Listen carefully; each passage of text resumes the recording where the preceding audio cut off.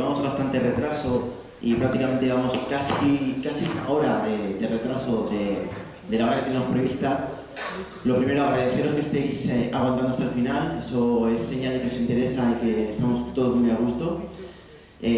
Vamos ahora con Roberto Barrios, que nos va a contar algo que realmente creo que nos pasa a todos, que muchas veces tenemos ideas en la cabeza, que tenemos muchas ganas de llevar a cabo un proyecto, que en nuestra cabeza suena muy bien, que las matemáticas son puras y nos dicen que 2 más 2 son 4, pero luego a la hora de llevarlos a la realidad, eso no siempre tiene que ser así. Nos va a enseñar un poco cómo pasar de esas ideas que tenemos en la cabeza y aterrizarlas. Así que un fuerte aplauso y vamos ya con la última charla del día.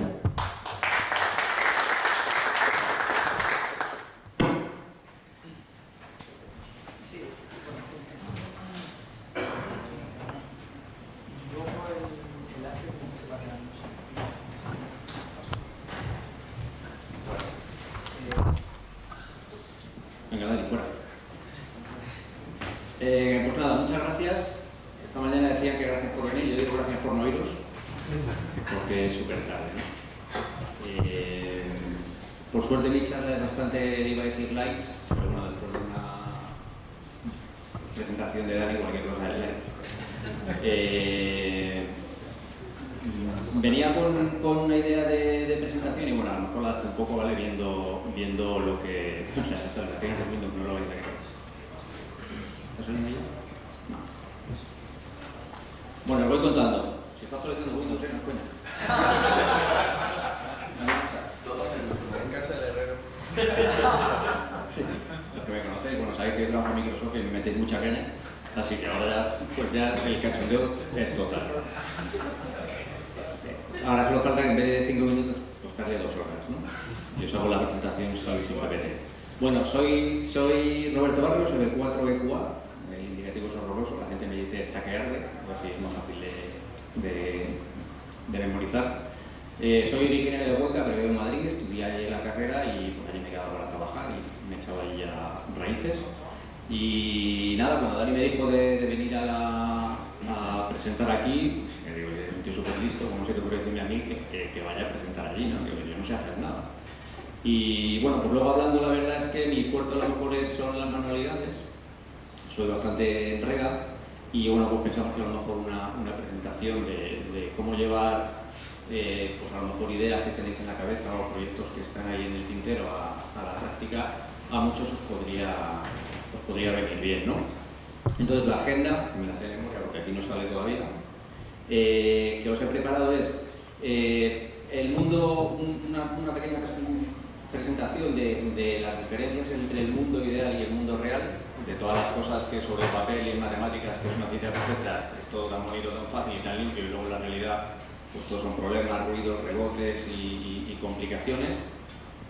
Luego hablaremos un poco del laboratorio electrónico en casa, también de los que ya tenéis, cómo podéis a lo mejor mejorarlo, y los que no tenéis nada, cómo empezar, ¿no? Con un poco de cabeza y aprendiendo un poco de las cosas que yo ya he hecho mal y cómo ahorraros un poco de tiempo y a lo mejor de dinero también. Y luego pues una pequeña sección de cómo se pueden hacer montajes en casa y luego sobre algunos ejemplos de cositas que he hecho, ¿no? Esto sigue sin actualizar.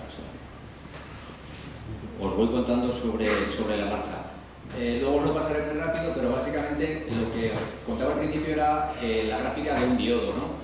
Un diodo ideal, ¿sabéis lo que es un diodo? ¿Quién sabe lo que es un diodo? Vale, un diodo es un componente de 2 patas que se supone que deja pasar la corriente solo en un sentido, ¿no?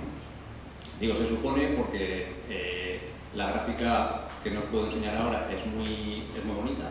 Es una, si tenemos, bueno, no tengo para pintarla de igual. Es una L perfecta en la que si yo lo polarizo en directo conduce sin resistencia y hasta 10.000 voltios y si intento que conduzca hacia atrás pues no pasa absolutamente nada y aguanta todo lo que queramos, ¿no? Bueno, pues eso en la realidad no es así. Diodo cerca del cero es una guarrería, cuando conduce tiene una resistencia, además tiene una caída de tensión y hacia la izquierda, si te pones muy burro, acabas rompiéndolo, ¿no? Entonces, pues tú dices, bueno, yo quiero alimentar esto con esta batería, pongo un diodo aquí y ya está. Pues eso trae 40.000 problemas. Si hablamos de frecuencias altas, como con las que trabaja Iván, pues ya ni os cuento. O sea, una resistencia se convierte en una inductancia, una pista de circuito impreso se convierte en un condensador terrible y bueno, según subes la frecuencia, pues las complicaciones son terribles, ¿no? Pero incluso en DC pues hay muchas cosas que sobre el papel la fórmula sale súper bonita y cuando te pones a montarlo pues no sale, ¿no? Resistencias que se calientan y cambian la resistencia. Luego te das cuenta que hay una cosa que se llama tolerancia, ¿no? Que dice, bueno, esto es un condensador de 1 milifaradio o 1 microfaradio, pero con un 10% o un 15%. Y eso es lo que dice el fabricante. Con los años eso en vez de un 15% es un 40%, cuando se seca, pues directamente un 90%, y ya no vale para nada, ¿no? Entonces todo eso, yo sé que supone un problema para la gente que es muy teórica y luego se tiene que enfrentar a la realidad, ¿no? Cuando tenemos un generador de frecuencia o tenemos un patrón, lo que sea, y queremos que sea de 10.000000 MHz, sobre el papel es perfecto. Tú ahí coges los cálculos de Daniel y sobre eso luego puedes corregir Doppler, puedes hacer un montón de cosas. En la realidad, un generador así es muy difícil conseguirlo. Tú te compras tu frecuencímetro de nuevo en eBay, roto, y lo arreglas o haces lo que puedas. Y luego te coges un generadorcito, te pones a ajustar ahí la señal, y ¿qué ocurre? Que te empeñas en ajustar hasta el último dígito del 10.000000, pones la lengua en el ángulo correcto, ¿no? Estiras ahí, te estiras, y te empeñas en ajustar el último dígito y la mitad de los dígitos que tienes ahí están mal, porque tu generador o tu frecuencímetro está utilizando una referencia que no está bien, ¿vale? Entonces, es importante entender que, aunque en la teoría 6 decimales son perfectamente válidos, en la práctica eso es inviable. Y además, es importante entender que a nadie le importan 6 decimales. O sea, un transistor, si le tienes que poner una tensión de polarización de, según lo que tú has calculado, de 1,6 voltios o 2,6, lo que sea, ese 2,6 le da igual si es 2,6 o es 2,7, ¿vale? Si no estáis trabajando en un sitio muy concreto, y alguien esta mañana hablaba de unas gráficas que hacían para ajustar los filtros, y hacían, ¿os acordáis que era el tema del QSAT, ¿no? Y pintaban la curva de transferencia de un filtro variando con las tolerancias de los componentes que hay para montar el filtro. Entonces, efectivamente, si tú haces un filtro que requiere que los componentes sean del 0,0001% de precisión, en la práctica eso no va a funcionar, ¿vale? Entonces, a vosotros os ocurre lo mismo. No necesitáis el mejor frecuencímetro del mundo, el mejor tester del mundo, una barbaridad de precisión para cosas que en realidad no necesitas tanto, ¿vale? Entonces, la idea de eso es entender primero las limitaciones del equipo que tenéis y luego la necesidad real que tenéis de hacer las cosas con tantísima precisión, ¿vale? A la gente le encanta empezar a comprarse pues esos tipos de medidas súper precisos, súper caros. No te digo llevarlos a calibrar, el tema de equipos de medida calibrados tiene sentido para alguien que va a verificar un equipo o va a ajustar un equipo y tiene que entregarle a su cliente un certificado de que eso efectivamente cumple determinado estándar de exactitud y de precisión en las medidas. Probablemente a nosotros a nivel amateur, si sales bien, es suficiente ajustar en frecuencia un equipo para ponerlo ahí al milihercio. Cuando luego te va a escuchar un tío que no tiene FX ordinal, le patina aquello como una barbaridad, pues no tiene ningún sentido, ¿no? Entonces, usar un poco la cabeza y mirar realmente qué es lo que necesitáis. Después yo creo que lo más burro que nos ponemos los aficionados es con el tema de la frecuencia, ¿no? Porque los voltios al final, si la tensión de alimentación de un equipo tiene 12,8, tiene 12,9, a nadie le importa. Pero al estar en frecuencia somos como muy psicopatistas con eso. Y ocurre, y además la frecuencia es una de las cosas más puñeteras de controlar, ¿vale? Entonces, había puesto el ejemplo de esto, está terminando, ahora os enseñaré alguna cosa graciosa ahí. Nos ponemos muy pesaditos con las frecuencias de ajuste de los equipos, ¿vale? Y así está bueno, porque así continúo con el siguiente bloque. Bueno, para los que me me critican no ha tardado 2 horas en actualizar, lo habéis visto, y no ha fallado. No. Siempre positivo. Está arrancando. Traerá con la coñita esto.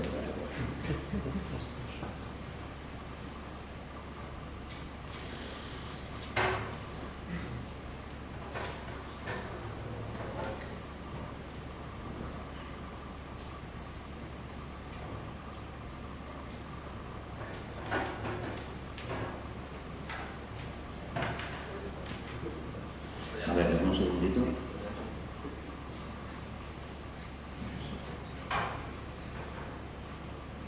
sé lo que se habla.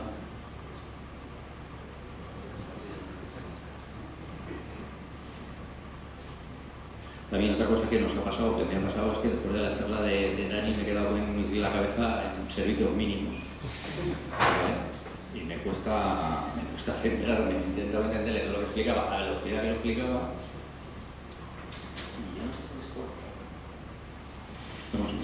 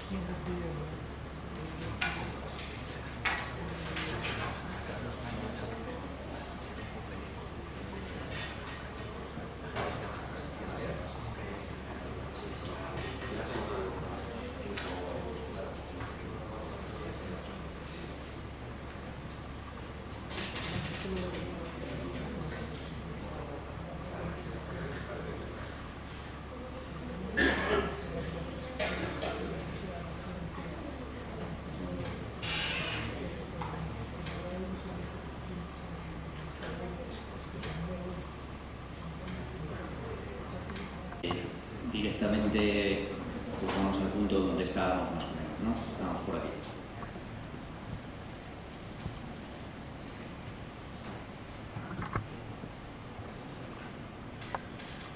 Vale, esta otra gráfica que os decía del diodo no ideal, que lo que es tan bonito y tan perfecto como eso, pues se convierte en exterior, ¿no? Esta es la frecuencia que decía, que nos empeñamos en utilizar un mogollón de ceros. Estos son milihercios, o sea que esto es una barbaridad tratar de ajustar esto, pero si tú siempre vas a intentar ajustar el frecuenciómetro al último dígito que tengas, y si tienes 20 dígitos, pues querrás ajustar al último, ¿vale? Eso no es necesario. Tenemos que entender que a lo mejor lo que estamos haciendo no tiene ningún sentido. Esto, como no tenía la presentación, se me ha olvidado contaroslo, pero esto tiene que ver con lo de frecuencímetro, ¿vale? Hay 2 cosas que tenéis que tratar de tener en la cabeza para no perder el tiempo y el dinero. Y es, en una medida, lo que es la precisión y lo que es la exactitud, ¿vale? Estos conceptos os suenan algunos, ¿no? Por este tipo de los diagramas estos de dianas. A ver, esto va de lo siguiente. Si yo tengo un frecuencímetro que me da los valores siempre exactamente los mismos, ¿vale? Y ahí yo puedo hacerlo de ajustar el último dígito, me puede llevar a la idea de que estoy dejándolo perfectamente ajustado. ¿Vale? Pero como no tengo manera de saber si eso está en su sitio, puede ocurrirme esto, que yo esté ajustando muy bien algo de manera muy precisa en el sitio incorrecto, ¿vale? Y esto es lo que hacemos todos en realidad, ¿vale? Cuando nuestro frecuenciómetro cada vez nos da una medida, pues ahí está claro que algo no va bien, que tenemos ruidos o directamente es malo o lo que sea. Pero aquí no pinta mal, aquí pinta muy bien y puede ser horrible. La idea es que, aunque tengamos medidas que varían de vez en cuando, si están centradas alrededor del centro, son mucho mejores que esto, porque cualquier medida de ellas está más centrada en frecuencia que esta. Si conseguimos las 2 cosas, pues es ideal, ¿no? Pues tenemos medidas precisas y además exactas. Aquí la distancia entre estos 2 puntos Si tomamos muchas medidas, la distancia entre los dos puntos más cercanos que tengamos será la resolución de nuestro equipo, ¿vale? Y eso ocurre también aquí. Cuando nos ponemos a centrar esto aquí, resulta que nos creemos que está súper bien centrado, pero a lo mejor el siguiente punto lo tendríamos aquí. O sea, que estamos intentando ajustar a una escala que no se corresponde con las medidas que nos da la ¿vale? Entonces, pues eso, que sepáis que ajustar al último dígito muchas veces no tiene sentido. Esto también es muy interesante. Si no puedes hacerlo perfecto, hazlo ajustable, ¿vale? Esto no es un tema de vagos. Esto lo hacen los fabricantes de los equipos. Ellos podrían hacer, además a ellos no les interesa para nada dejar nada ajustable. Ellos tratan siempre de fabricar todo para que el equipo se monte y salga por la puerta. No tenéis que andar ajustándolo a vosotros. Pues da igual. Es más, a lo mejor disfrutáis estar ahí con el descargadorcito ajustando cosas. Pues esto os permite, hombre, a ver, si montas un circuito entero y en vez de resistencia montas todo potenciómetros, es un poco gadul y te puede volver loco. Entonces, no en todos los sitios, pero hay muchas veces que en lugar de buscar la resistencia exacta y mucho menos haberla calculado para luego ver que luego no sirve, se hace algo que sea ajustable. Y no solamente en cuestiones de electrónica, también en temas de mecánica, ¿no? Esto sí lo hemos hecho todos. Haces una web por aquí, haces una web por aquí, haces otros dos, y cuando lo casas con el sitio donde vas a ponerlo, no, los agujeros no coinciden, ¿no? ¿Qué haces? Pues haces la broma más grande. Le pones una arandela y se ha quedado solucionado. Bueno, pues esto en electrónica funciona exactamente igual. Si lo puedes ajustar, no estás obligado a hacerlo al pelivelio en el sitio correcto, ¿vale? Y hay sitios donde directamente esto hay que hacerlo así, pues porque los componentes van a tener un tiempo con el tiempo y no vas a andar cambiando. Entonces en ese sitio pones algo que se puede cambiar. Sitio típico, pues el ajuste de frecuencia de los equipos, ¿no? Es una cosa que es bastante complicado hacerlo. El laboratorio electrónico en casa hablábamos antes. Básico, hay que tener un tester. Sin un tester no somos nada. Solo con eso, a lo mejor tampoco vamos muy allá, pero necesitamos un tester. Consejos que os doy, no gastéis una barbaridad. Es importante que si no es nuevo, por lo menos que sea de procedencia un poco decente, ¿vale? Porque esto sí es importante que os dé una medida un poquito fiable. Yo ahí busco, como os decía, no necesitamos que tenga un montón de dígitos porque es que realmente nadie lo va a necesitar. Sí es interesante que se actualice rápido el display, ¿vale? Que haya las medias rápidas para cuando ajustéis algo sepáis que os estáis pasando o no os estáis pasando, porque si pasáis por el punto y eso justo no ha actualizado el display y os cuenta luego lo otro, os volvéis locos y no hay manera de ajustarlo. Que cuente rápido y si tiene medida de continuidad, que mida rápido, que probéis con los dos probes y si hacéis así nada, que pique. Si tenéis que estar ahí, luego cuando estéis buscando, os eternizáis, ¿vale? Esto es equipo súper básico. Una fuente de alimentación de laboratorio. Esto la gente lo ve como muy opcional, ¿no? Yo me cojo una fuente de PC y le pongo aquí un potenciómetro. Bueno, eso no sirve, ¿vale? No sirve por una razón muy simple, y es que no tengo el control de corriente, de limitación de corriente, ¿vale? Eso significa que cuando tú, muchas veces, los kits que están bien diseñados y bien documentados, lo que te dicen es tú monta esta parte, conéctalo a una fuente y asegúrate que no consume más de tanto, ¿vale? La manera de asegurarte que no consume más de tanto no es enchufarlo y que explote, así no mires nada. Se trata de que tú necesitas una limitación de corriente para ir subiéndole y oye, si ves que está consumiendo un 20 o 30% más de lo que te han dicho, algo han montado mal. Pero que no sea un tiro a la vuelta, ¿no? Pero que sea un error un poco más, un corto, lo que sea. Si no tenemos eso, con la fuente de PC, pues nada, vamos de estallido en estallido hasta que no explota, ¿vale? Esa no es una manera de montar las cosas.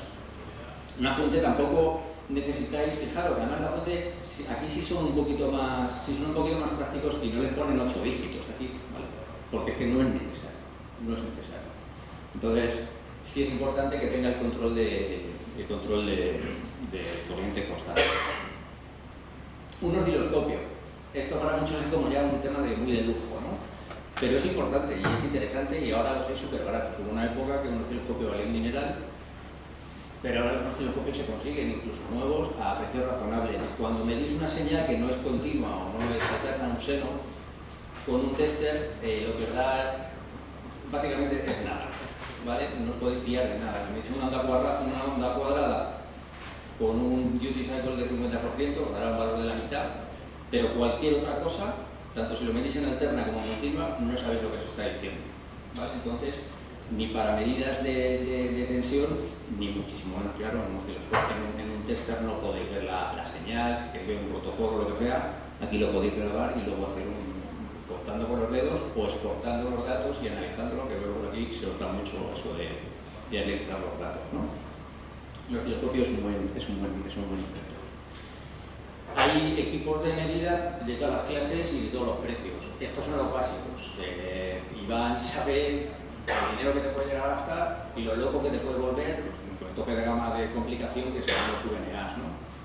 De eso ni voy a hablar. Un laboratorio básico con un tester, una fuente de laboratorio. Con eso solo ya se pueden hacer un montón de cosas. Y si tenéis un osciloscopio, pues ya, súper perfecto, ¿vale? Como no vamos muy de tiempo, tampoco me entretengo en cada uno, pero vamos, un osciloscopio no tiene que ser de 1 gigasample por segundo ni nada por el estilo, en función de las señales que vais a analizar. Esto es como lo de los dígitos de los medidores, seguramente no lo necesitéis, ¿vale?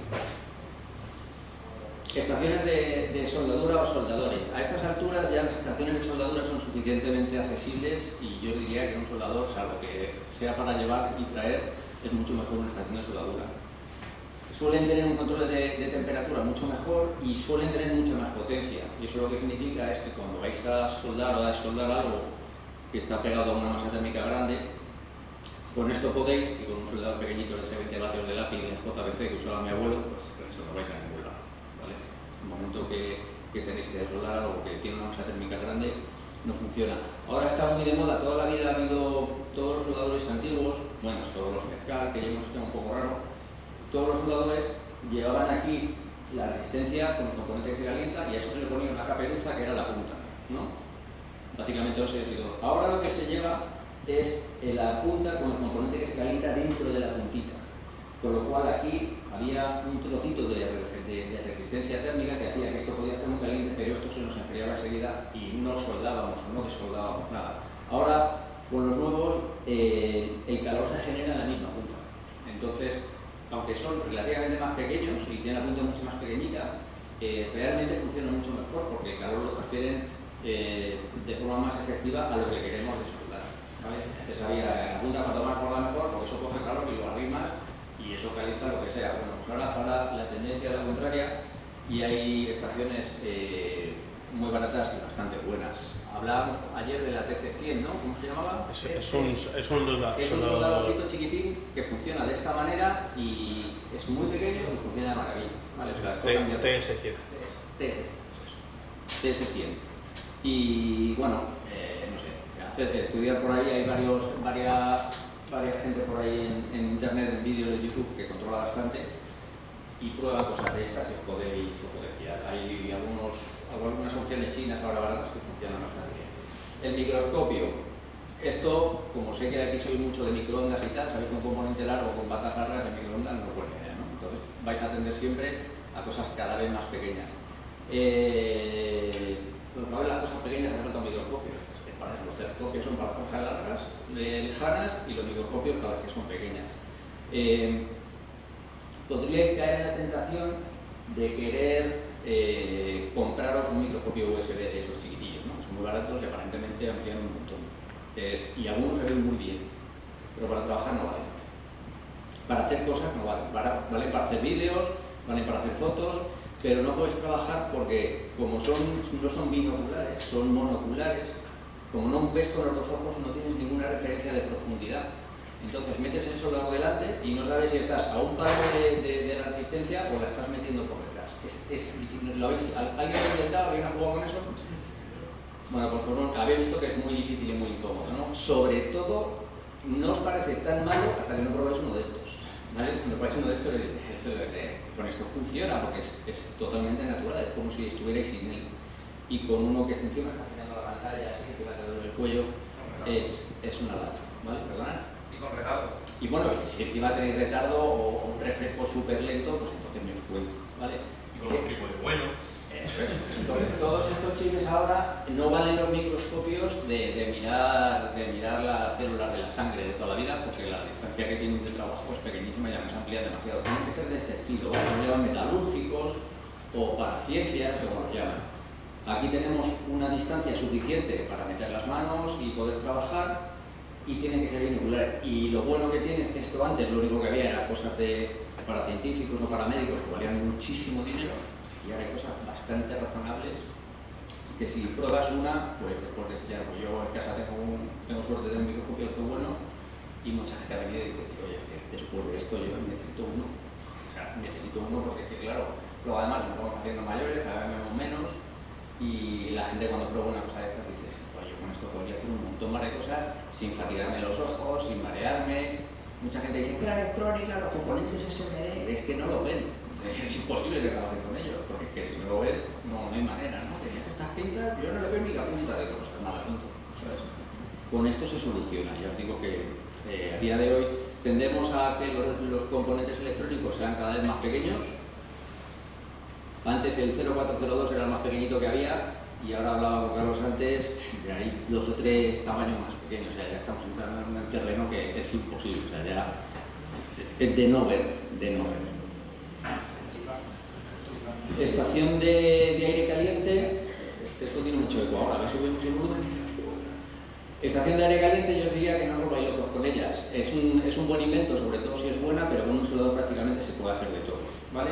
Esto está muy bien para soldar muchas cosas al mismo tiempo, para blindajes en los que necesitáis repartir el calor, pero bueno, para eso hay otras técnicas también, como los preheaters, estos que precalientan por abajo y tal. Esto igual, antes valían muchísimo dinero y ahora las hay razonablemente buenas. Entonces, si os animáis, esto es una cosa totalmente diferente a un soldador normal, ¿vale? Esto funciona de una manera diferente y la técnica es totalmente distinta. Se usa normalmente pasta en lugar de estaño. Y bueno, no sé, yo esto lo consideraría como el paso siguiente a un soldador. Esto podéis tenerlo o no tenerlo, un soldador hay que tenerlo. Entonces, primero un soldador o una estación de soldadura. Aquí he hecho una foto de cositas que uso yo, ¿vale? Con toda la buena intención os cuento cómo hago yo las cosas y qué he descubierto que me funciona para que me copiéis o me odiéis. Hay mucha gente que usa bastoncillos de estos de los oídos para limpiar y para aplicar el alcohol y tal. A mí no me gusta eso. No me gusta porque en muchos sitios no me entran y luego hay que tirar mucho. Y a mí soy muy ecológico y me fastidia tirar el palillo ese de plástico, ¿no? Primero lo guardaba y ya cuando tenía un cajón digo, ya acabo con esto. Entonces, un botecito con algodón normal, haces una pelotilla, coges unas pinzas y va muchísimo mejor que un bastoncillo. Y lo puedes hacer todo lo pequeño que quieras o todo lo grande que tú quieras. Y cuando se ha manchado por un lado, le das la vuelta y usas por el otro, ¿vale? Nada de bastoncillos, algodón. Un cuentagotas de estos con alcohol isopropílico o acetona. El alcohol isopropílico no deja residuo, ¿vale? La gente dice, bueno, yo uso el alcohol del niño, de limpiar las heridas al niño y ya está. Ese alcohol lleva mucho más que alcohol y al final te pone un potingue ahí en la placa que no nos interesa tener, lleva aceites y no nos interesa. El alcohol isopropílico es muy limpio y no deja residuo. Por lo que limpias con eso se queda perfecto. Y hay cosas que no se limpian bien con alcohol isopropílico y se limpian muy bien con acetona. Acetona tiene un inconveniente y es que hay muchas cosas que las disuelve, sobre todo pintura. Para las placas de circuito impreso y los cycle screens no suele haber problema, pero tener cuidado de dónde lo ponéis, ¿vale? Luego, por supuesto, el flux. ¿Todo el mundo usa flux aquí? ¿O alguno piensa que es una chorrada? ¿Vale? El flux es un buen invento. El flux es un buen invento sobre todo si es bueno. Si es malo, trabaja en vuestra contra, ¿vale? Hay unos que se dan con un pincelito que son muy líquidos, que a mí no me gustan porque cuando metes el soldador encima salpican todo, ¿vale? Entonces al final, donde tú lo necesitas no queda nada y lo tienes todo espanzurrado alrededor. Lo cual a mí no me gusta.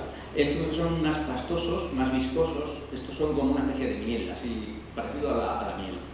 Estos se quedan en su sitio y después de soltar siguen por ahí. Luego hay que limpiarlos, pero se limpian muy bien, con alcohol o con acetona se limpian muy bien. Y son mucho más limpios, se utilizan con una jeringuilla de estas, con la punta no demasiado fina porque son viscosos, entonces no correría. Y un botecito así, con una punta fina, trabajando con un microscopio, esto yo calculo que mis nietos todavía lo usarán esta jeringuilla, ¿vale? Porque se usa poquísimo. Si tenéis un bote de flux así y gastáis uno cada 2 meses, algo estáis haciendo mal, porque esto se gasta muy poco. Lo que os digo, hace falta ver lo que estáis haciendo, si ya estáis brochazo, pues se acaba, ¿vale? Malla de soldar. Fijaros que yo no he puesto ahí ningún chupón. ¿Sabéis lo que es el chupón? ¿No? Esto es como un boli gordo que lo cargas, le das una tecla y absorbe. A mí eso no me gusta porque yo con eso casi nunca conseguía sacar nada y luego la punta acaba muy mal. Eso tenía más sentido cuando los componentes eran de through hole, ¿no? De los que tienen patas que lo deben botar por otro lado, que yo creo que han dejado de usarse, o yo ya casi hace mucho tiempo que no los veo. Entonces, para SMD eso no sirve. Para SMD o tenéis una estación de soldadura que tenga succión, eso sería lo ideal. Yo tengo y prácticamente no la uso porque la malla de soldar es lo mejor, ¿vale? La malla de soldar es imprescindible utilizarla con flux porque si no el estaño, aunque lo fundáis, no fluye y no se va por capilaridad a la cinta. Pero cuando queréis de soldar algo, le ponéis un poquito de flux, ponéis hasta encima y le aplicáis bien de calor y desaparece el estaño. Una cosa que hace la gente que a mí no me gusta, por dos razones, es que si tienen que limpiar un pad que hay aquí, utilizan la cinta de la malla de soldar entera. O sea, no cortan un trocito, sino que lo utilizan directamente así. Eso yo le veo dos problemas. Primero, el estaño va a tender a correr por aquí y vais a gastar mucha más de la que tenéis que gastar, ¿vale? Porque si lo estáis haciendo bien, el estaño debería correr hasta muy arriba, hasta mucho más de lo que hace falta. Y luego otro problema que hay es que esto os disipa mogollón de calor, ¿vale? Porque estáis gastando, esto conduce muy bien el calor. Con lo cual, si no lo cortáis, ocurre lo de que gastáis demasiada y además hay cosas que a lo mejor no podéis desoldar. La solución es, cortamos un trocito el que necesitemos, con unas pincitas lo colocamos en su sitio, le dais al soldador y veréis que se empapa bien de estaño, mucho más de lo que se empaparía si el estaño pudiera seguir corriendo por aquí y además no tenéis que calentar prácticamente nada, entonces funciona muchísimo más rápido y muchísimo mejor, ¿vale? Entonces esto lo cortáis antes de usarlo y ese trocito le dobláis un poco la punta porque esto, claro, cogerlo así es imposible. Entonces se le dobla la punta y de ahí lo cogéis con las pinzas. Déjame que bebo agua que me voy a ahogar.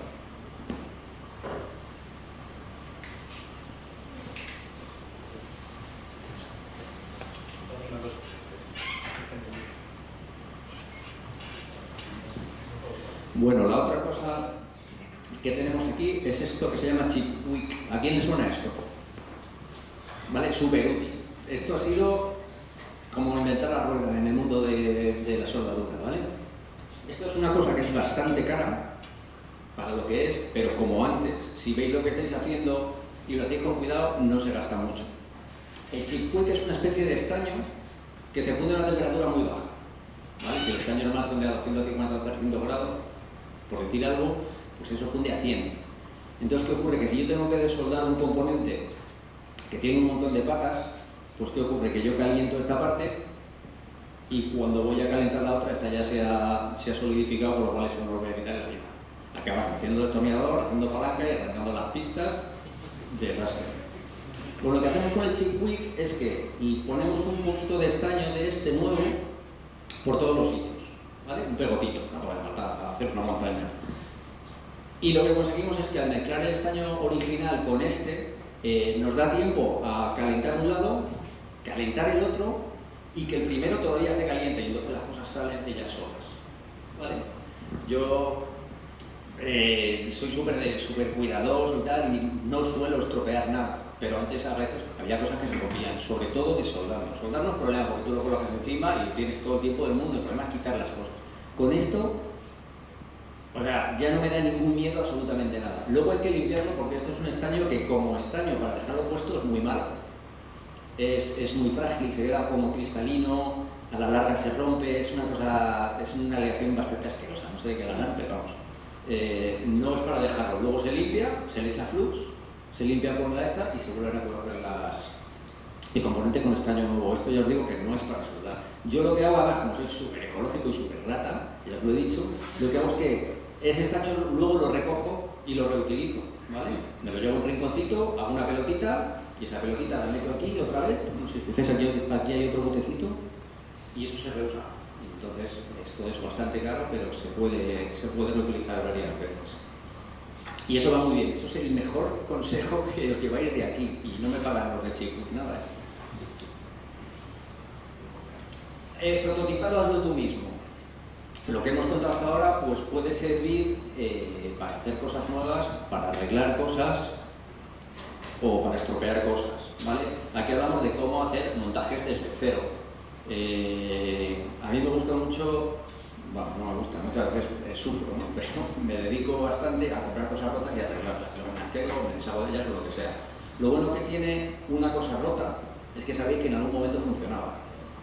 Cuando hacéis un montaje vuestro, posible que no funcione nunca, ¿vale? Aunque hagáis vuestra parte bien, porque podéis partir de un esquema que no funciona, os habéis fijado de un tío en internet que dice que no sé qué, y después de darle mil vueltas hablas con él y te dice, no, si eso en realidad no llega a funcionar. Y dice, mira, porque vives en Finlandia, si no es que iba ahí te metía una soma de palo, no me fastidies. O sea, entonces, es muy diferente arreglar algo que ha funcionado antes con algo que estáis, sobre todo si lo estáis inventando vosotros. Os diré una cosa, es mucho mejor o es mucho más fácil inventar algo vosotros que intentar poner en marcha algo que ha inventado otro, ¿vale? Esto es como código de programación. A veces es más fácil hacerlo tú desde cero que intentar entender algo que hizo un tío que no sabes quién es y además no sabes si fiarte de él, ¿no? Entonces, ¿cómo hacer tú tus propios montajes de esquemas que son tuyos? Pues tiene el problema de que aunque lo haces bien, aunque lo hagas bien, a lo mejor eso iba a no funcionar desde el principio, ¿vale? Pero en todo caso lo que hay que hacer es montarlo bien, porque si no, hemos terminado. Esto es un montaje mío de hace muchísimo tiempo y es un montaje, pues ya veis, con cosas casi todo SMD. Esto no es SMD, pero bueno, lo hice en modo montaje SMD. Y esto está hecho en un trocito de placa de circuito virgen y las pistas están hechas con un rotulador indeleble finito con una regla. ¿Vale? O sea, no hay que volverse loco, no hace falta pedir a China las cosas y tal, cuando lo que tenéis que hacer es fácil y es relativamente pequeño, sencillo. Se pueden hacer montajes súper chulos prácticamente sin medios. O sea, yo cuando monté esto, yo no me acuerdo de qué año hice esto, hace muchísimo y no tenía medios. Con un poquito de cuidado, tú coges la placa, la lijas bien un poquito, le das con el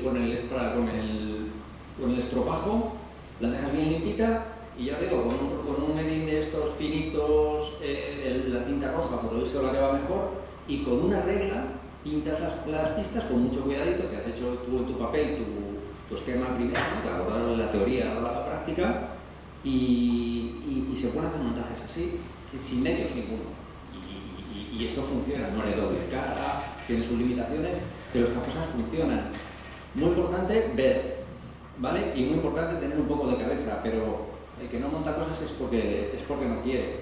Esto os podría parecer pequeño, bueno, ahí se ve, eso es otro problema que tienen las fotos y los vídeos de internet, ¿no? Que digas, esto es fácil porque el se ve así porque te está engañando el tío con el vídeo, luego tú lo coges en la mano y dices, esto es imposible de manejar. Entonces ahí es importante el soldado finito y la placa. Si esto os parece pequeño, al otro lado de ese cable que se ve allí a la izquierda, esto es un sensor de temperatura, esto es el transmisor de un sensor de temperatura, ¿vale? Esto iba ahí en el brazo de un niño para medirle la temperatura en remoto. Esto es para una pila de botón, para una CR2032 típica. Entonces, bueno, pues esto es un SOIC de 8 patas, esto es un SOIC 23, esto es un 0506 creo. Esto es bastante pequeño, ¿vale? Pero lo que hay al otro lado de ese cable es el sensor de temperatura, ¿vale? Y esto sí que es pequeño. Esto es mi dedo, así que os podéis imaginar el tamaño de lo que hay aquí. Esto no se ha hecho pequeño por casualidad o para yo taladrarme la cabeza, sino porque esto tiene muy poca masa térmica. Entonces esto subía y bajaba la temperatura con soplarle. El sensor de temperatura es esto, es un sensor digital, y luego bueno, me llevo un par de condensadores de desacoplo. Esto me suena que era I2C, entonces hay un par de pull-ups ahí. Y eso está hecho exactamente igual, bueno, no es exactamente igual, porque aquí lo que hice, que es otra manera de hacer cosas súper pequeñas y súper rápidas, y a lo mejor microondas lo podéis aplicar. Aquí lo que hago es que limpio bien el cobre, para que luego al atacarlo funcione, se pinta todo, y luego con un alfiler vas rascando las partes que quieres que se lleve el cobre, ¿vale? Es como el isolation routing, pero manual. Y esto funciona muy bien si es para un circuito simple, claro, si queréis hacer un transceptor con esto, pues nos va a dar algo. Pero para cositas así funciona muy bien y bueno, no sé, pues esto será menos de 1 milímetro, pues fijaros, la distancia de esta pista, este componente, puede ser 0,1 o 0,2 como muchísimo, ¿vale? Y eso con alfiler se hace muy bien. El famoso método del toner transfer, ¿a quién le suena esto? ¿Quién lo ha probado? ¿A quién le funciona bien? A bajar las manos, perros. Vamos a ver, el toner transfer, la idea es muy buena, ¿vale? Hay dos problemas con él que se pueden solucionar. El primero es el papel que utilicemos. Entonces, lo primero, yo he estado durante muchos años usando fotos de la revista de Laure, ¿vale? Y funcionaba bastante bien, de las que ya había probado esas fotos, ese papel funcionaba. Lo malo que tiene es que siempre se quedaba algo de celulosa y luego intentando quitarla se acababa levantando la pista y al final tenías ahí grietas y no me funcionaba bien. Venden efectivamente en eBay el Acertran y bueno, ahora hay el de varios. El otro día alguien de Cuenca me contó que van muy bien los vinilos de las tiendas.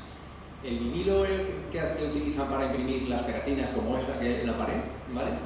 Me han dicho que ahí imprime, pega muy bien el tóner, lo pegas y cuando lo despegas, lo metes en agua y lo despegas, me han dicho que era perfecto y eso es baratísimo, baratísimo. Yo no lo llevo a probar, pero yo he visto fotos que me han enviado y eso queda perfecto. Segundo mejor consejo de la charla, de que probéis el vinilo de las tiendas. Sí, los vinilos que utiliza la gente para recortar las letras, que luego se ponen los de los rallies, ahí los macarras en las puertas de la casa. Pues eso parece que va súper bien. Y luego el otro fallo que tiene utilizar esta técnica en casa es lo de la plancha. ¿Cuánto lo habéis hecho con la plancha? ¿Cuántas planchas lo habéis cargado y vuestra mujer ha dicho que he planchado esto y ahora sale negro? Vale, pues no uséis la plancha de vuestra mujer, compráis una vieja y si no, todavía es mejor usar un laminador de estos, ¿vale? Efectivamente. Esto es un laminador de los que venden en los supermercados, bueno, los hipermercados o en el Lidl para plastificar documentos, ¿vale? Esto te lo venden con unos cuantos folios de plástico, metes el papel que quieres dentro, lo metes por ahí en medio, esto se calienta, lleva dos rodillos que son un poquito, es la gracia, se calientan mucho y son un poquito flexibles. Entonces, lo bueno que tiene esto es que cuando pones la plaquita, pones tu papel con las pistas de contorno y lo pasas por aquí, controlas exactamente la presión que estás haciendo en todo el tóner, en toda la placa, y lo puedes pasar todas las veces que quieras. Entonces tú calculas y dices, esta me ha quedado bien, hacer varias pruebas, y si calculas que hay que pasarla 4 veces, pues cada vez que haces una placa, si la pasas 4 veces, te va a quedar exactamente igual, cosa que con la plancha vais a apañar, porque depende de lo que hayáis desayunado ese día, o le dais más fuerte o le dais menos y no sale bien, ¿vale? Otro problema que tiene la plancha es que cuando cortáis la placa a medida, si dejáis algún reborde, eso sobresale y como la plancha es muy rígida, la plancha apoya en el borde y cerca de esa zona no estáis aplicando ninguna presión y el tóner ahí se despega. Esto, como es flexible, los rodillos no flexibles siempre aplican la misma presión por toda la placa, ¿vale? Y esto queda súper bien. Vamos, lo del vinilo no lo he probado, pero con vinilo y con esto debe quedar de maravilla.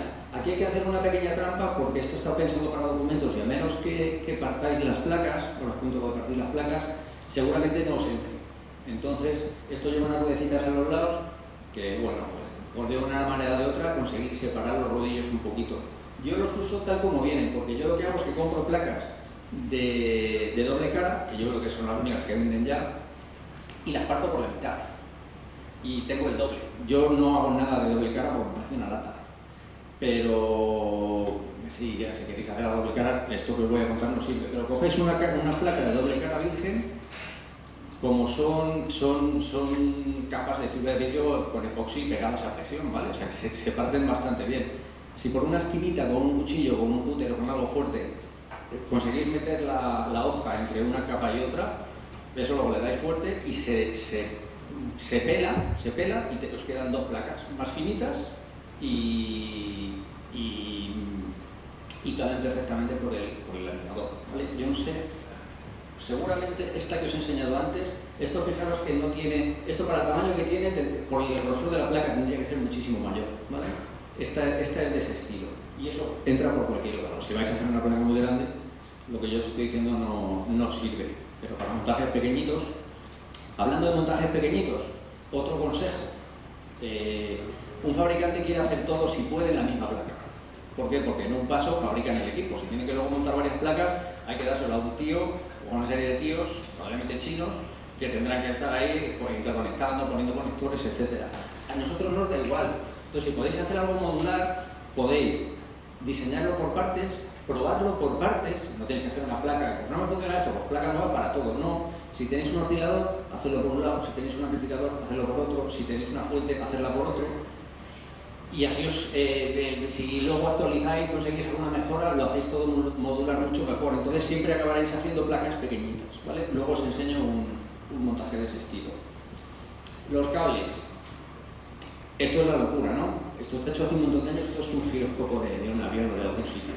Fijaros, o sea, el artista o los artistas que hicieron esto, esto es una guarrería. Esto al final, qué cutre, ¿no? Cables y bridas, lo hubierais puesto vosotros, habría un churro. Bueno, pues si tenemos un poco de cuidado en la longitud de los cables, los colocamos en su sitio y utilizamos cordón de atar cables, que a mí me gusta mucho más que las bridas, podemos hacer montajes súper limpios en sitios donde lo normal sería tener una maraña de cables horrorosa. Se usa un poco la cabeza una vez y las cosas se hacen bien para siempre.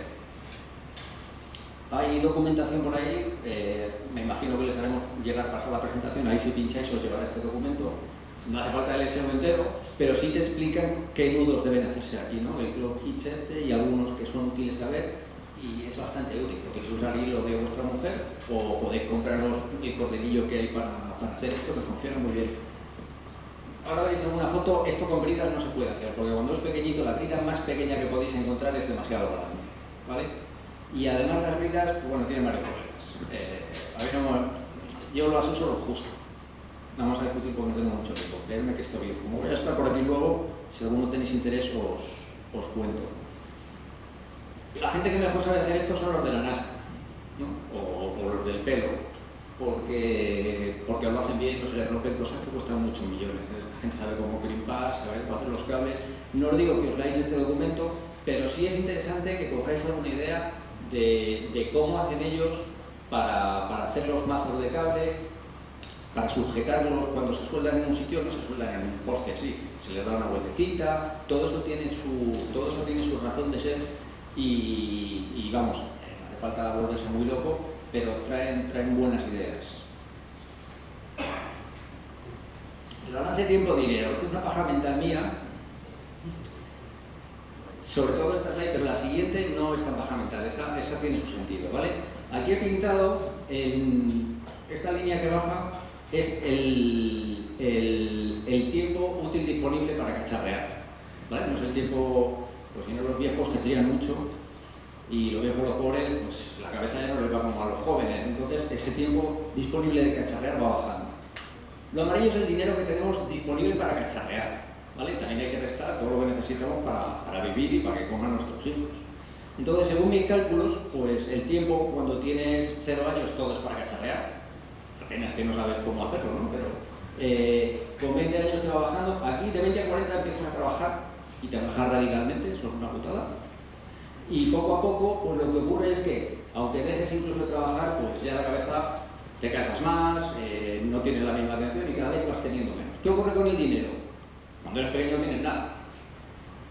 Tus padres te empiezan a dar una pequeña paga y te pones a trabajar y bueno, sigue subiendo y bueno, llega un momento que se estabiliza porque ya no ganas más, ¿no? Según mis cálculos, a los 40 años es el punto óptimo para cacharrear.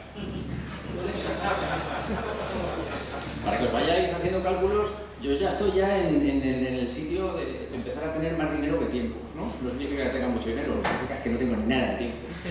Pero alrededor de los 40 es el sitio correcto. Entonces, espabilar en esa época, porque ni antes ni después os va a ir tan bien como en ese momento. Esta gráfica se parece mucho a esta, ¿vale? En esta gráfica lo que os quiero, o lo que trato de enseñar es cuando queréis comprar algo, sea un equipo de medida, un equipo de radio, lo que sea, ¿en qué preferís gastar el tiempo, el esfuerzo? ¿En tiempo o en dinero? Porque tenéis las dos opciones. En un cacharro que vale 100 euros, imaginaros que lo pudierais conseguir por 20 porque está roto y en mal estado. En ese caso tenéis que dedicarle el 100% del tiempo, ¿vale? En una escala de 0 a 100. A medida que está en mejores condiciones, os va a costar más tiempo, pero le vais a tener que, o sea, os va a costar más dinero, pero le vais a tener que invertir menos tiempo. ¿Vale? Esto es así. Si tenéis todo el dinero del mundo, pues lo compráis en caro, no le tenéis que dedicar nada de tiempo y os compráis el equipo, pagáis lo que cueste y ya está. Dependiendo de lo que busquéis en la vida, o el momento en el que os encontréis, pues a lo mejor lo suyo es buscar cosas que están a un precio medio de su precio correcto. No digo nuevo, digo de su precio correcto. O sea que si una cosa valía 2.000 euros hace 10 años y era lo normal, en buen estado, comprarlo, vale 1.000, pues a lo mejor por 500 le tenéis que dedicar una cantidad de tiempo razonable en ponerlo en marcha. ¿Que podéis encontrar una blanca por 20 euros o por 200, lo que toque haciendo el ajuste? Pues muy bien, pero prepararos a dejaros ahí los cuernos para regalar, ¿vale? Porque la gente no suele regalar las cosas. Cuando compras algo estropeado, os cuento mi película, porque esto es lo que me gusta hacer a mí, ¿no? Pues normalmente le tienes que dedicar mucho tiempo. A veces compras alguna cosa con muy malas perspectivas y es una chulada lo que tiene. Otras compras algo que por fuera está perfecto y por dentro han hecho un Frankenstein de cosas y luego es una locura arreglado, ¿vale? Vamos a ver algún ejemplo luego que puede ser reír. Y poco más. ¿Alguien sabría decirme qué son las líneas de puntitos? Los analizadores estos de datos que hay por aquí. La definición real de lo previsto, ¿no? No es nada. Es para que parezca más difícil la idea. Porque como aquí hay mucho listo, pues se tiene que intentar subir el nivel de la mía. Entonces, bueno, he pintado una curva para que pensáis un poco en nada. Ejemplos de cositas con las que yo me he encontrado. Esto es una bombilla que venía en el microscopio que yo tengo en casa, ¿vale? Entonces venía una bombilla de 6 voltios y no sé cuántos vatios, halógena, con muy amarilla y se calentaba, etc. Antes de que se rompiera, fijaros que está bien, yo ya dije, esto para el futuro no mola más esto, molan los LEDs y hace falta, hay que hacer algo chulo con esto. Entonces dije, bueno, pues lo vamos a cambiar a LED. Entonces compré un LED de 3 vatios, esto es el driver que acompaña a este LED, y lo que hice fue montarlo en la montura esta de una bombilla entera. ¿Vale? Esto es de un microscopio 6, esta bombilla vale como 20 o 30 euros. Y es una bombilla normal de soporte montada en una chapita, básicamente, ¿vale? Entonces, bueno, yo cogí una chapita, la recorté parecida y me monté esta cosa. La alimenté, claro, ya no lo puedo alimentar con los 6 voltios que se alimentaba esto. Esto iba con 12 y como fuera. Fijaros que aquí aplicamos uno de los trucos que os he enseñado. El de si no puedes hacerlo perfecto, hazlo ajustable, es justamente esto. Fijaros, yo no sabía exactamente a qué altura tenía que dejar esto es crítico, ¿vale? Porque, bueno, no he puesto un esquema de cómo va esto, pero es crítico, el punto de donde sale la luz en un microscopio es crítico, porque luego todos los prismas, en función de dónde estén, concentran la luz en un sitio o concentran sombra. Entonces, era crítico el poder ajustar la altura a la que tengo el LED y si lo tengo a la derecha o a la izquierda, porque yo no podía fabricar esto con mucha precisión. Entonces, ahí lo que hay es un agujero grandote con 2 candelas para permitirme mucho margen para ajustar el LED, y luego está montado con una tuerca que yo puedo aflojar y puedo subir hacia arriba, ¿vale? Entonces, esto es lo que os decía. Si yo tengo que montar una fábrica de chimeneas, si tengo que vender 20 kits de estos, yo no puedo estar ajustando los 1000 porque no voy a ganar dinero nunca. Pero si solo tengo que hacer uno, en lugar de volverme loco haciendo cálculos y simulando y tal, pues lo que hago es que lo pongo ajustable y ya está. Y esto funcionó súper bien. Funcionó súper bien durante un tiempo hasta que dije, esto es muy cutre, hay que inventar algo mejor. Y ya me volví loco total y años después hice una cosa de estas, ¿vale? Esto se ha hecho con un torno, son unas placas, esto se alimenta directamente con el sistema de alimentación que llevaba, el LED es de 10 vatios, que es una barbaridad, y bueno, quedó súper chulo. La plaquita de circuito impreso está hecho con la CNC, ¿vale? Está el Isolation Routing este famoso, y no tiene nada que ver, pero bueno, lo otro me sirvió para aprender un montón de cosas de cómo debería montarse aquello para llegar a este punto, ¿vale? La lectura de esto es, primero lo de hacerlo ajustable, si podéis, y luego que nunca penséis que lo que estáis haciendo va a ser definitivo, ¿vale? Porque aunque funcione muy bien, como estamos así de enfermos, en algún momento vamos a querer hacerlo mejor, diferente, aunque solo sea por edad, lo querremos cambiar, ¿no? Y esto sí que ya no se me ocurre como mejor, la verdad es que esto va bastante bien. Esto es una foto hecha con una webcam mirando por el de los pelillos, ¿no?, con los que han conectado el DAI del integrado. Es lo que os decía. Yo ahora con esto se trabaja muy bien. Se trabaja muy bien porque esto, además de ver la foto que veis, es binocular, con lo cual yo veo si estoy por delante o por detrás de las cosas. Y esto, si os metéis en líos grandes, esto es totalmente necesario. Esto es un ejemplo de montaje modular, que es lo que yo os estoy diciendo que tenéis que hacer. Y de ajuste de los cables, de organización de cables sin bridas, ¿vale? Aquí lo que he hecho ha sido utilizar, por de algún sitio saqué una cinta de esa de cable de colores, súper inútil porque soy daltónico, con lo cual sé que son colores, pero da igual. Y estos son tiras de pins, ¿vale? Entonces, con un poquito de paciencia y un poquito de tiempo, se pueden organizar las cosas así. La fuente de alimentación está sacada de una caja de disco duro que se alimentaba a 12 voltios, y sabéis que los discos van con 12,5, pues esto es la parte de fuente conmutada que sacaba los 5. Saqué todos los componentitos y me lo monté en una cosita así. Le puse dos liceos talados para montarlo y le puse una cinta de cables. Esto es la plaquita a la que es como la placa madre, ¿vale? Todas las cosas van conectadas aquí. Aquí hay un par de pins. Esto es un más 232 porque quería controlarlo, monitorizar por puerto serie del tinglado este. Esto es una PIC que escucha. Esto está basado en. ¿Os suena VE2ZZ? Que hace un GPSDO y un montón de cosas, ¿vale? Pues este es el GPSDO de él, pero tuneado. Esta PIC lo que hace es que habla con el GPSDO o habla con el GPS que llevo aquí, con el receptor, y me enseña cosas por la pantalla, ¿vale? Y bueno, y esta es otra PIC de una página que me voy a montar. El caso es que eso, por la cara de atrás tiene esta pinta, ¿vale? Esto se podría haber hecho montando todo ahí de cualquier manera y poniendo 3.000 cables así en maraña, pero bueno, yo dije que lo iba a hacer un poco organizado. Lo que he podido hacer montado directamente sobre los pads de la PCB está así, y lo que no está con cablecitos, y aquí no se ve muy bien, pero aquí están atados los cablecitos con hilo, siguiendo lo de este. No es tampoco como para tirar cohetes, pero está bastante bien organizado. Y hemos montado, esta es la placa del VE2 también tuneada, porque en lugar de montar muchos componentes que montaba él, pues la hice a mi manera. Saqué los cables que me interesaban por esta cinta, y luego arriba pues tiene el mismo conector que hemos usado en todos los módulos. Estos son los BNCs de salida. Esto es una cosa curiosa. La LCD que puse es originalmente de conexión paralelo, pero le compré una que tenía esta plaquita que hace que sea utilizable por RS232, ¿vale? Niveles de TL, pero serio.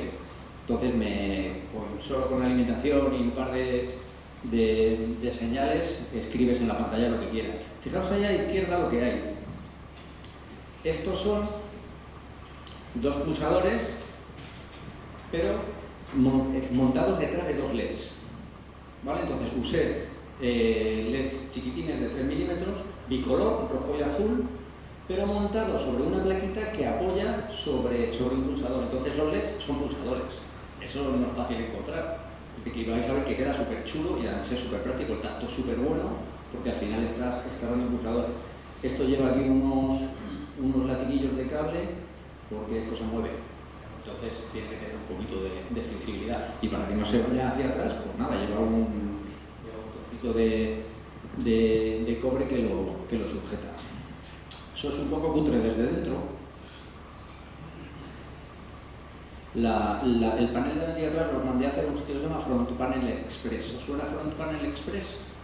Son unos alemanes que valen una pasta, pero la verdad es que quedan maravillosos. Esto es el tinglado ya montado, ¿vale? Tiene una salida aquí adelante, el display, que estos son los dos LEDs que os digo que se pueden pulsar. Ahora os digo mejor. Llevo un 12XO de doble horno, la fuente de alimentación, los dos puertos serie, los conectores BNC, este es el receptor, que es un Pimbel, un Resolution T. ¿Suena el Resolution T? Pues este es. Que va a 3,3 voltios en lugar de 5, en algún sitio hay un conversor, y luego lo que os decía, todo va conectado aquí, ¿vale? La verdad es que está bastante ordenado, bastante pulcro. Funciona muy bien. y por fuera tiene esta pinta. Está bastante chulo. El display te enseña la hora, los satélites que está recibiendo, el estado de los XO, la estimación de frecuencia que hace, porque esto en vez de un PLL es un FLL. Esto lo que hace es contar pulsos y ver los pulsos que ocurren cada segundo y los que correspondan. Si se pasa, bueno, en realidad le puedes decirle que en lugar de cada segundo sea cada 10 segundos. Ya. Y ha quedado bastante chulo y funciona muy bien. Pones la antena y te saca por atrás 10 MHz y señales de control. Con esto acabamos. Esto algunos de los que hay por aquí lo conocéis. Este ha sido el infierno más grande de los últimos tiempos en mi vida, ¿vale? Ya he tenido hijo, he tenido perro, bueno, esto es peor. Esto fue lo que os decía del equilibrio tiempo-dinero, ¿no? Esto salió súper barato. Me creía yo que salió súper barato. Esto es un aparato que es bastante caro, es un analizador de espectro de Anritsu, tiene también medidor de potencia, tiene varias cosas y bueno, pues básicamente estaba hecho mierda, ¿vale? Por eso costó tan barato. Aparentemente el tío decía que te lo vendían tal como estaba y lo que estaba claro es que tenía la pantalla rota. Y yo lo compré, vino de Estados Unidos, costó poco. Y dije, muy bien, tampoco venía la batería y la tapa y dije, bueno, eso es lo que menos, si conseguimos echarlo a andar. Lo primero que hice fue conectarle el puerto serie y con su programita vi que funcionaba. Yo le inyecté una señal y de menos 20 dBm y la señal salía. Luego el cacharro estaba vivo y era el problema aparentemente sobre la pantalla que quería ser una chorrada. Eso me he pensado yo. Primer problema, el cable que conecta la pantalla con la placa no venía. No tengo, por supuesto, esquemas, ni sé cómo se podía hacer esto. Entonces, lo que sí estaba claro es dónde iba conectado, con lo cual conseguí un cable que no era de esto, con ese tipo de conector, que sí es un conector típico de display de cristal líquido, y me hice un manojo de cables, ¿vale? Esto está hecho, yo creo que un poco más cable se ve también. Estos cables son súper finos, esto es pequeñísimo, están pues cada cable a su sitio. Esto está atado con el lacing cord este que os digo y luego todo esto está con la pistola de aire caliente y con la termofusible de esta, con las pistolas esas de pegamento caliente, pues poniendo un poquito y con la pistola de aire caliente dándole con cuidado, eso tiende a quedar siempre muy suavecito y muy colocadito. Y esto al final ha quedado un mazacote que ha quedado súper bien, ¿vale? Y yo me interesaba sacar todos los cables para todo lo que tenía que probar, pues poder hacerlo. Esa es la pinta que tenía conectado. ¿Qué hice? Pues cogí el osciloscopio, este es de Mix Signal, con lo cual puedo ver también señales digitales, tiene 16 canales, los conecté y bueno, pues empecé a ver señales por aquí, a ver si de alguna manera esto coincidía con algún datasheet que yo me pudiera encontrar, porque además no teníamos el datasheet de ese display concreto.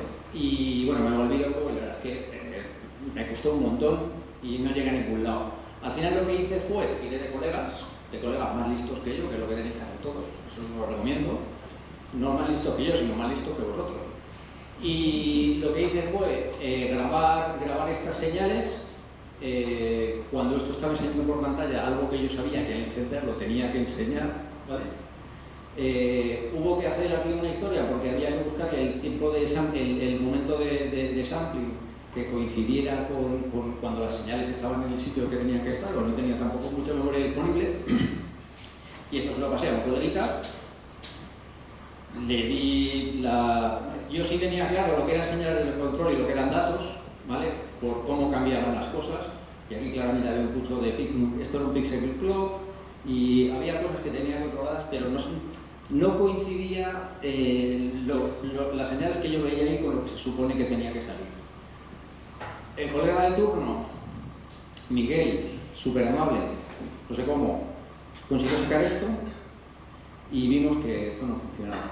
La pantalla que me venía a mí en el display, por el modelo que venía era en color y él trató con el datasheet de eso, de codificar los datos que yo le había mandado y salió este churro. Pone SideMaster, pone Anritsu ahí, sale pero no termina de salir bien, ¿vale? Entonces descubrimos, creo que fue Carlos, descubrimos que este cacharro lo hay en modelo de pantalla color o pantalla blanco y negro. Cuando lo intentó hacer con pantalla en blanco y negro, salió esto. Y ostras, esto fue momentazo, ¿vale? Y el tío sacó el pantallazo de los datos que yo le había enviado, salió esto. Esto es lo que tenía que salir por la pantalla, en blanco y negro. Y la pantalla que yo tenía era en color. Con lo cual, comprar la pantalla en blanco y negro, ¿vale? Fijaros, opción 29. La opción 29 es de medidor, es una opción firmware y es una opción para medir potencia. Compré la pantalla en blanco y negro, esto lo resumo así, pero esto fueron meses. Lo conecté y al final, sinceramente, no conseguí que funcionara. Las cosas como son.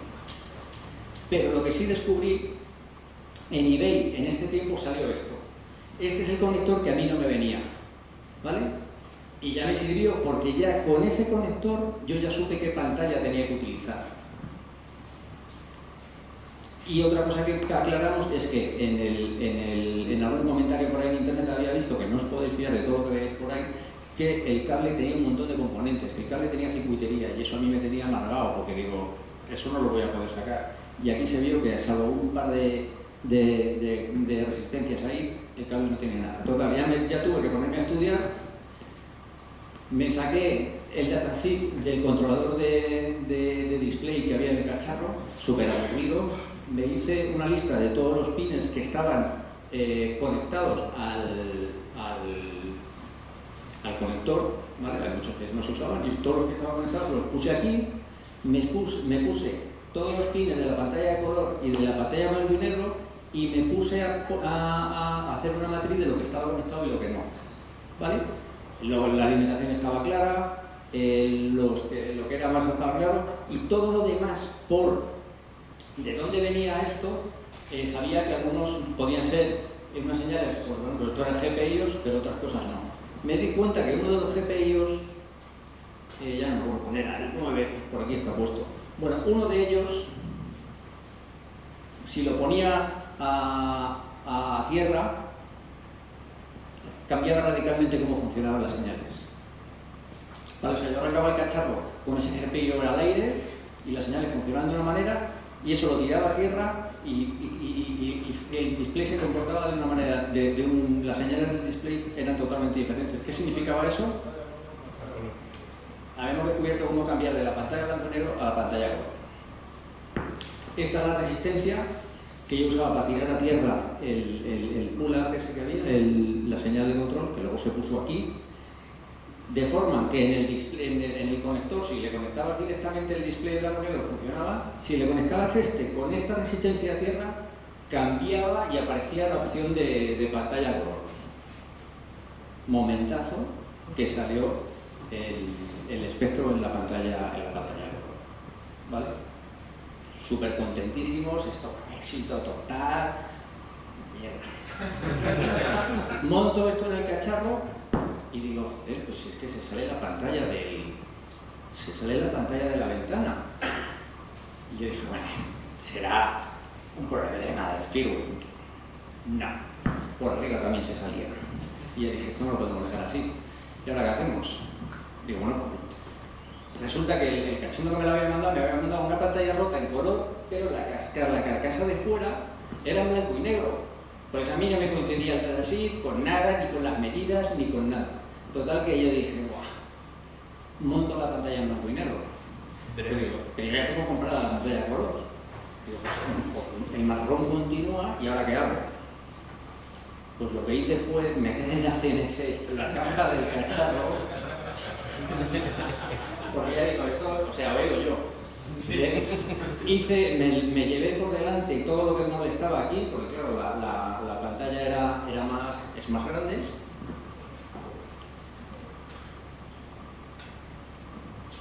Calibré todo bien para que esta pantalla quedara por lo menos decente después de lo que había costado.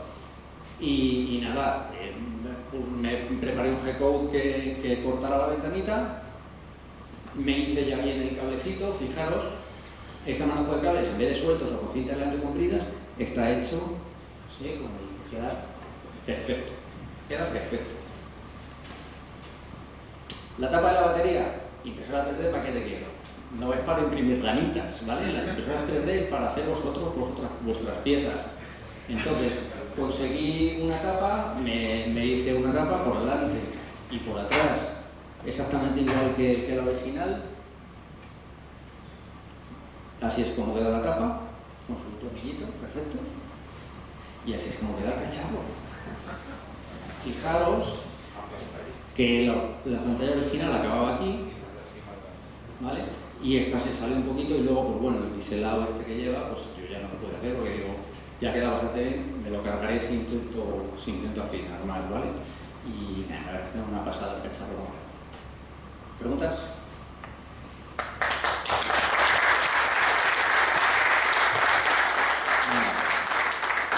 Muchas gracias. De todas maneras sabéis que estaré por aquí hoy, mañana también, si queréis saltarme y contarme algo, pues